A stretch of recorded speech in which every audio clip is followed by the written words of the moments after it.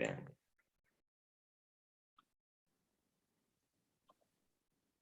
Okay, so hello everyone. We are back again. This is Let's Discuss a Paper right after reading it. And what we do is we choose a recently published or just an interesting paper about consciousness, and we read it within 2 hours. And right after finishing reading it, or in this case, after the 2 hours has passed, we meet up here and discuss the paper. So we are actually there's 4 of us today. Yes, so let us introduce ourselves. First, let's begin with our new guests, Jianshan. Okay, sorry, maybe I should just also tell you that we just usually introduce ourselves and tell our affiliation. Affiliations. Oh, okay. Hi everyone. My name is Qianchen, and I'm a PhD student at the Tsuchiya lab at Monash University, Australia. Thank you. And Yota, please. I'm Yota Kawashima. I'm a research assistant at ATL and Monash University, Tsuchiya lab. Thank you. Ryoichi. Hi, I'm Ryoichi Watanabe at Kyoto University, Japan, and I'm a PhD student. Thank you. And I'm Aniko Kustor. I'm a PhD student at Monash University at the Tsuchiya lab. And I will be the one summarizing this paper today. And the paper is titled Neural Mechanisms and Psychology of Psychedelic Ego Dissolution. And it was written by Devon Stoliker, Gary Egan, Carl Friston, Adil Razi, and they are most of the authors are from Monash University, so hello. And of course, Carl Friston is from UCL. And yeah, this is also, it's important to mention, this is a preprint currently, so it hasn't been published yet. So I will start the summary now. And yeah, as I kind of hinted about it, this is a very long and complicated paper, so there's no way I can properly and satisfactorily summarize it. But I will attempt to discuss some of the interesting ideas and points that they mention. So the paper is basically a review and kind of like a methodological and theoretical contemplation of psychedelics. It starts with, and it's used in psychology and psychotherapy. So the paper starts by discussing the history of psychedelics, the fact that it has been used during the the history of humanity, human civilization, and then in the 1960s it became even more with the invention of LSD. It became a bit more kind of mainstream or available. However, shortly after that, psychedelic drugs became illicit, and then this whole research area kind of was halted. But then again, we had a resurgence of interest in this. And specifically, so when we talk about psychedelics, we usually, or in this paper, they discuss mostly the so-called entheogens, which are psychoactive drugs that are able to alter perceptual, attentional processes, and also the sense of self. So examples of this type of drugs or this type of substances are psilocybin, LSD, DMT, mescaline, and for example, ayahuasca, another example, and I'm forgetting something. Anyhow, so these type of drugs, and mostly they have been psilocybin and LSD has been used in neuroscientific research as well as psychotherapy. Yes, so one of the important aspects is so the authors also bring in the free energy principle as a potential explanation for the mechanisms how psychedelics work. Again, I will not discuss this in detail, but there's, I think, a fairly interesting discussion of how the free energy principle and its explanation of the existence of maladaptive beliefs and how they can kind of uphold themselves, and then using psychedelics can actually influence this system. But again, I would need way more time to properly explain this whole process. But basically the goal of this discussion or free energy principle is to kind of explain and to point out one of the core effects of psychedelic drugs, which is ego dissolution. So ego dissolution is this, basically it can be, there are several definitions, but the most simple definition is the breakdown of the sense of self. And it can be a positive, but also can be a negative experience. But in general, people just experience kind of, a breakdown or basically their self stops existing and they become one with their environment or the universe. And this has been, of course, reported in many cases of psychedelics use and also in some cases of meditative practices, which the authors also mention. And they also mentioned in regards to meditation that they seem to be aiding or enhancing the psychoactive conditions or psychoactive drugs, and meditation seems to enhance each other's effect. So that's just another interesting idea. And then the authors go on to discuss the neurological, neuroscientific and pharmacological findings in relation to the psychedelics that we mentioned. And there's a very long and detailed discussion about this. Basically, I think the most important points are that the main pharmacological agent or pharmacologically important aspect is the serotonin 2A receptors, which have, so psychoactive or psychedelic seems to be are agonist to this receptor. And that kind of effect seems to underline all other effects of psychedelics. However, there are also other receptors that are affected by psychedelics, but the authors mostly focus on the serotonin receptors. And then here again, they also mention the fact that these receptors are present in the apical dendrites of layer 5 neurons, which I thought is quite interesting in the context of a previously discussed paper referring to the these neurons in the dendritic information theory. But this is just something that we might discuss later on. And and the authors also discuss the fact that this kind of serotonin receptor relationship may underline, or we can consider free energy principle based perspective on this, in which these serotonin receptors help to kind of lower the sensitivity of kind of predictions or prediction errors, and or the sensitivity to prediction errors. And again, this might be a potential way to for how psychedelics may affect the brain and may result in ego dissolution. Then the authors describe a myriad of brain connectivity changes. So just to mention a few, the authors mentioned that the thalamic signal filtering seems to be decreasing after psychedelic use. And then also there's an increased correlation between the thalamus and other cortical hubs.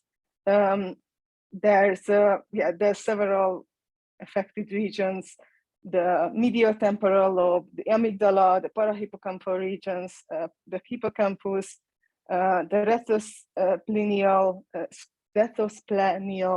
cortex, and they all have different relationship, and their connectivity changes to other regions. And in general, when we are looking at larger brain networks like the default mode network and the what is it, the SN, the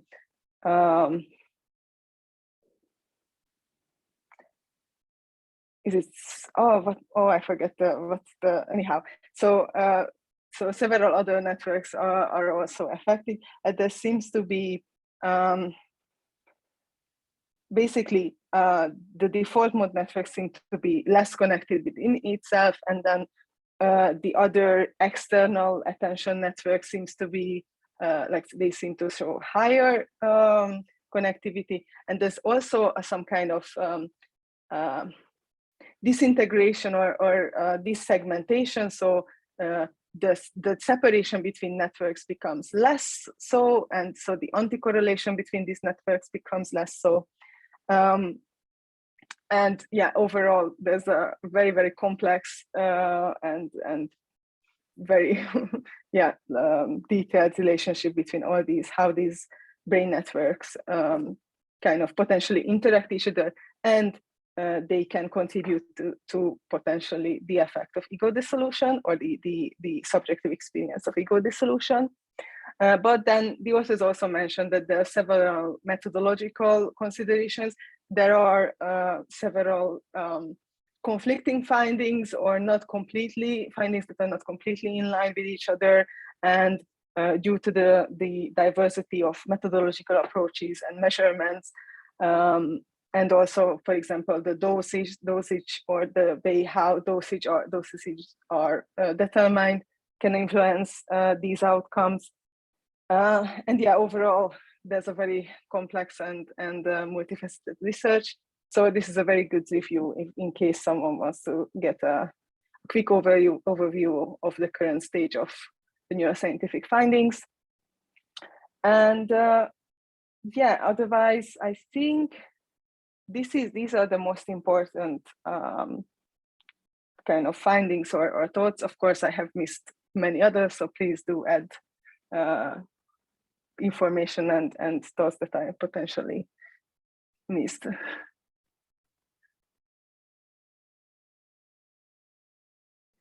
Yes, good summarization, and I agree with your summarize.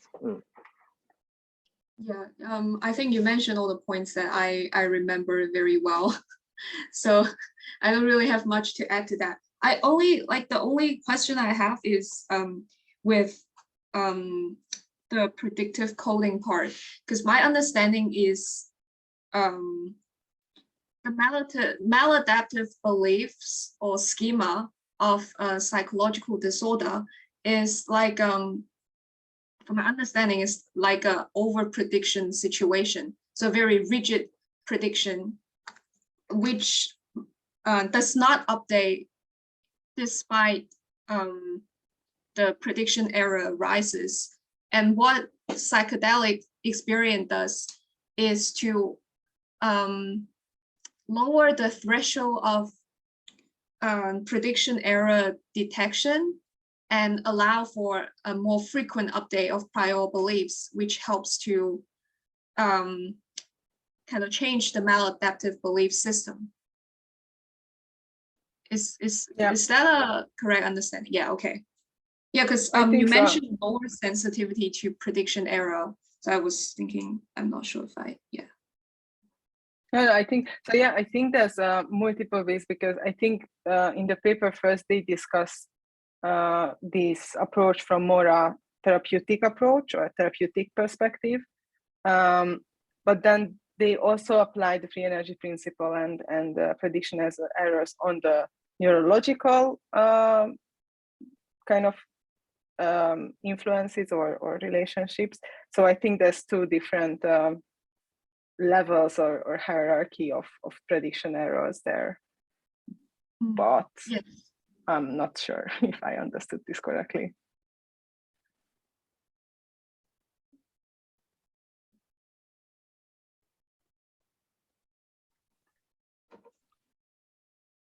And I was thinking, this is not the only kind of mechanism that helps with the therapeutic outcomes of psychedelics, because to my knowledge, psychedelics therapy cannot be applied to schizophrenia, but can be applied to depression and anxiety disorder. While schizophrenia is also kind of characterized as a kind of overprediction kind of situation. So yeah, I feel like there are a lot of things that they still don't understand about, yet to understand about therapeutic pathways of psychedelics. Yeah, and I think that it's important to mention that, the paper also mentions that there has been an association between psychedelics and psychosis, but then it's not necessarily completely kind of based in facts, or it's a more complex picture. But I know that actually in many ways, or when you would look at normal population, you wouldn't include participants who have history of schizophrenia or psychosis in their either in their family or like have potential tendencies to that. So in that way, I think actually the use of psychedelics on schizophrenia and psychosis hasn't really been examined yet, but I'm not sure if that's something that people will do, or it's more like something that people don't want to risk.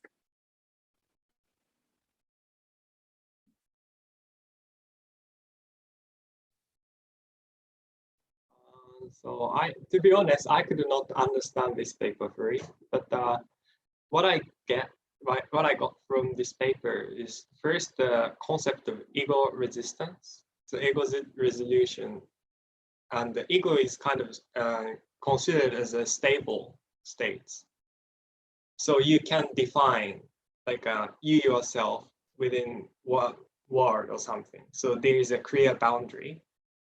But if the ego dissolution starts, that boundary can be like a blur or missing or disappeared, and then that can be, considered as an stable, unsolved, state. And the ego resistance is try to fix yourself in the wall, so making the boundary clear in a sense. I understand that part, but I'm not sure how I can, connect that kind of concept with the free energy principle. And, in this paper, they explained that, some, neuromodulation, if they are, dysfunction, then the updating of prediction error and, prior belief will be, destroyed. And then that will somehow, change the way how to, define or set the boundary between you and the world, something like that. But the detailed mechanism, I am sure that that part was, explained in this paper. But this paper is really long, has more than 80 pages, so I could not find that part really. Basically, this is just my understanding of the take home from this paper.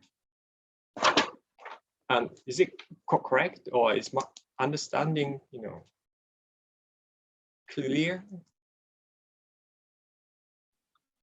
I think so, but again, this was also a difficult section for me to understand.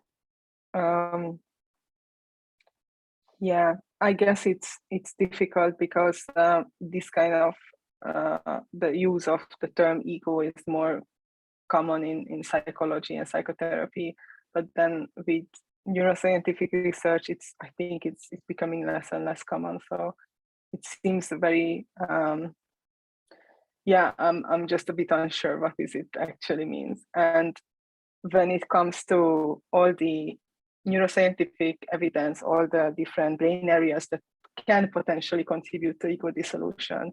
For me, it just seems that there are so many different aspects, and like the agency, and then there's also the personalization, and there's also like general self-generated like emotions, and text, like all these different brain areas are listed and how they potentially can impact something related to the self or something related to ego. But then for me, it becomes less and less convincing that the ego is that one unique, clearly defined thing. And so because of this, I was also a bit unsure of this ego resistance. But I understand that it might be more common or more easy to understand this term in the context of psychotherapy, I guess. Is there anything else to add to this paper, or should we continue with the just a general discussion? Yeah, then we will continue. So yeah, I mean, yeah, I think there's so many different ideas and those to discuss, but it's also because there are so many, it's kind of difficult. So yeah, let me know if you have any questions or thoughts. I was thinking, because psychedelics has this effect of increasing possible brain states in a person. And on the other hand, they cannot reliably detect, what connectivity has been increased in the brain and what has been decreased when people take psychedelics. Maybe it's just different for people. Some people have these change anti-correlations in DM and DAN, and then another person has, there's so many of them that I already forget. Medial temporal lobe connection changes. It's the increase in variability of connectivity changes is the result of psychedelic experience. Maybe it's like that. You can't really locate a specific or like common neurological change. Maybe because I've seen, this is a little bit far-fetched, but I've learned about this paper on PTSD and sleep quality changes. What happens is some papers found PTSD patients to sleep less, and then some found PTSD patients to sleep more. But what actually happened is that there are an increased variability in the quality of their sleep from day to day compared to normal person. Maybe this is also a similar situation for psychedelics. Yeah.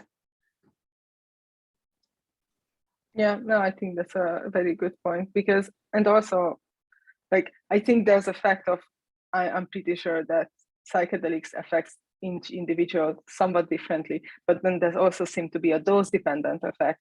And there's a huge methodological variability, and depending on what are you looking at, you will find kind of somewhat different results, and how do you quantify it? So yeah, I think there's a section in the paper where the authors call for better kind of methodological standards or just a general pre-processing pipelines to be able to actually make inferences from multiple studies and be able to compare them. But yeah, I mean, I think, yeah, just intuitively, it's very likely that there will be major individual differences. So yeah, I think that's a very good point.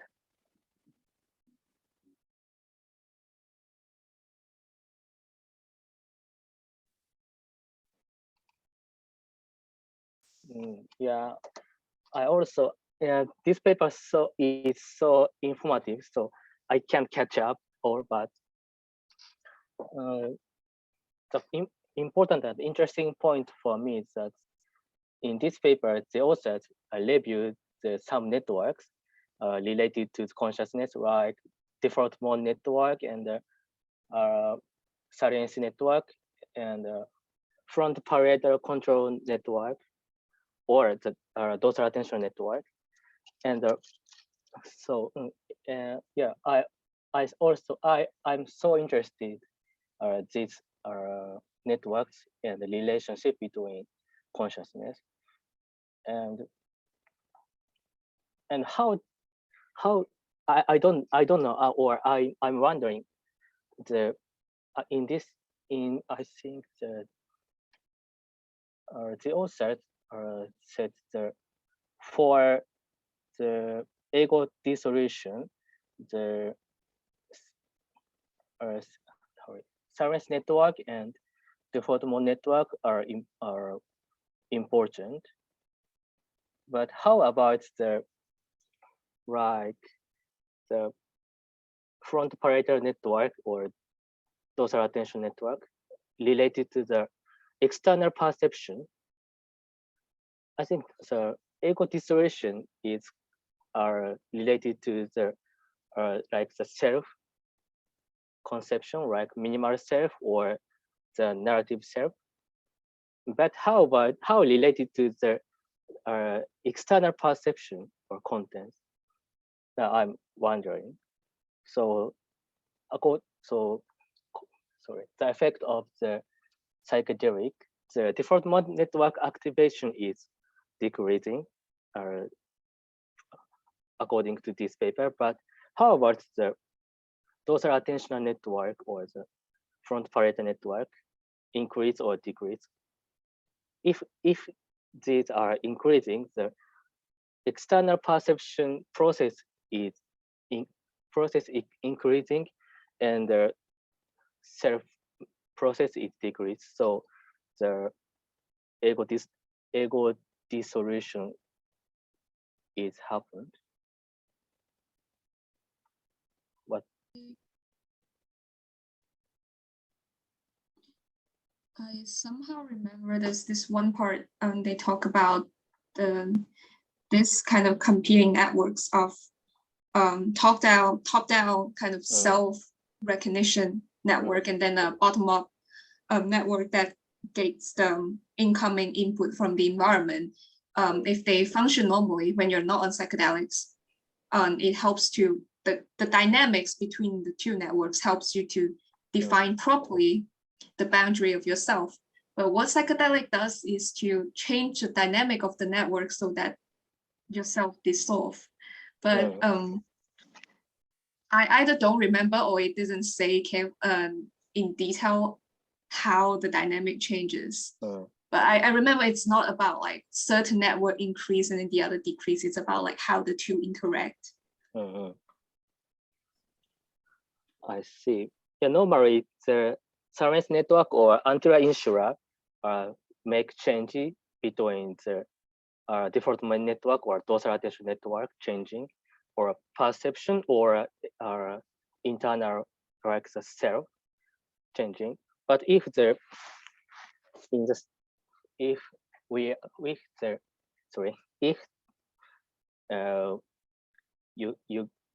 get the psychedelic drugs, these are these disorder will disappear. So you can perceive not only perceive two dimension, like the external perception and the internal perception and conjunction. It's like the ego dissolution. Sorry, but my thought. So interesting. Yeah, I mean, I think it's also, I think many of these ideas about the changes in the bottom of information is coming from the external information. So that is because, or my understanding is that because psychedelics usually involve either like hallucinatory or some kind of like additional percepts, and I think that's kind of like a way how they are UI, or what is like like evidence for increased bottom-up signals.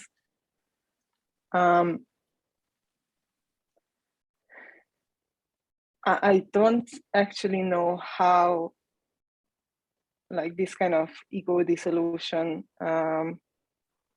experience can be measured other than subjective report. So yeah, but I think it's because it seems to be that so many brain areas and different like networks are affected, but then in different ways, and then it's difficult to yeah I don't know, quickly summarize it.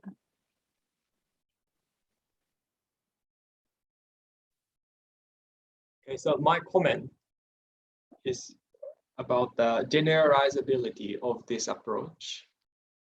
And my argument can be too much, but let's say we can, use their, method to, quantify the ego in a sense, because they are talking about the ego dissolution, right? So is it possible to apply this, in terms of, human development? Like, let's say infants do not have ego, for example, and also old people do not have ego so much. I mean, compared to, just an adult, for example. Or can we apply this, framework to, let's say, insects, flower, blah, blah, blah. And then by doing that, we can, measure some kind of ego. So my question is that, is it like specific to, this, receptor, serotonin receptor, or as long as, their computational framework satisfied somehow, or the computation can be, embedded in some system, then we can somehow, compute the ego dissolution. I don't know, but like sometimes, we feel the loss of ego, and we can measure the degree of that. Then that can be applied to, or more long term, the one human life, or other species like insect. And that's my comment, or the maybe fruitful thought. Yeah. So on this, just a quickly non-scientific or fun fact. So there's I've heard about these toads that create like they secrete basically a similar substance to LSD, and dogs they lick the toads and then they become like high.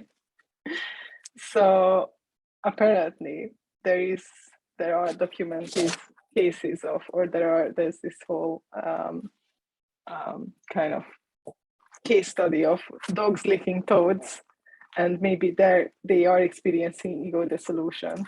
So I would be very interested to look at the brain connectivity of those dogs and see whether if we can apply these at least some of these methods or these aspects. But I'm sure like I'm sure there are many studies on rodents using different psychoactives and like psychedelic drugs. So I'm pretty sure like you could use these approaches and you could find similar findings, I think.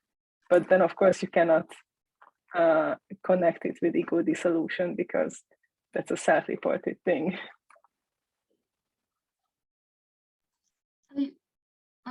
Is the ego or like the self similar to, what some of the psychological studies investigate, whether animals recognize themselves from the mirror? Like, can you get them on psychedelic and then put them in front of the mirror and see if they recognize themselves, or they think the mirror is part of themselves? Is it possible? Yeah, I mean, I think it's like, yeah, this would be very interesting. Yeah, but I think in many cases it's more like they get more kind of scared or kind of like just inactive, like most animals when they are under these effects. So, and yeah, and this kind of points out this other aspect that I forget to mention from the paper, that they have a small discussion on the effect of the setting or the environment, and that this is also seems to be a very important factor in the effects to achieve ego dissolution, that you are in a supporting and good environment, which is kind of strange considering if we would say that the ego dissolution mostly relies on changes in the brain networks, then why would environments like slight changes in the environment affect it so severely? Yeah, I don't know.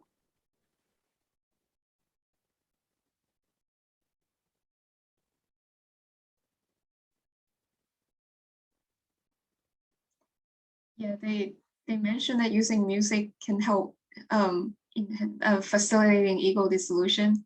I remember watching this documentary on Netflix talking about psychedelics, and apparently they play cello music to the participant, and the participant reported he feel like he's the cello. I'm just really, curious what it feels like to, be like a cello. That's like a higher level. What's it like to be a bat? Yeah. Even better.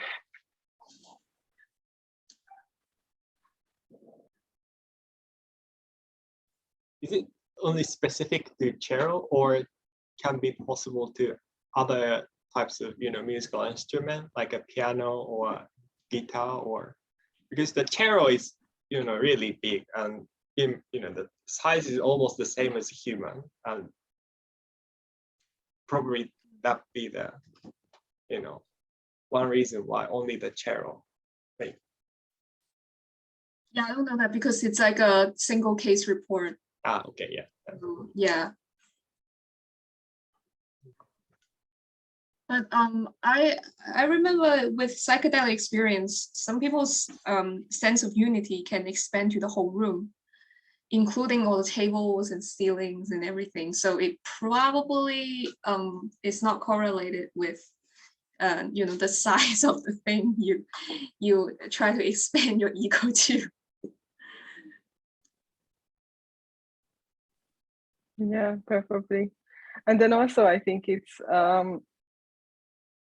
like, I think it's the authors don't really mention this, but I mean, yeah, so this might be depending on how people perceive this, but like, I mean, obviously this is, or in my understanding, this kind of ego dissolution or being united with your environment that seems to be kind of a delusion, so to say, because I really don't know if like I don't think there will be an increased pie in the whole, like I don't know, between people or in like a group of people or like in the room, just because you are under a psychedelic. So yeah, I don't know, but I seem to recall that there has been some studies supporting or using some kind of entropy measures. I think they also mentioned, and then arguing for like from the perspective of IIT, integrated information theory, as a potential explanation for alterations in the subjective experience. So I think, yeah, you could also propose a theoretical framework that doesn't rely on the free energy principle, but on other theories to explain these and similar changes. I think there are also already papers about this.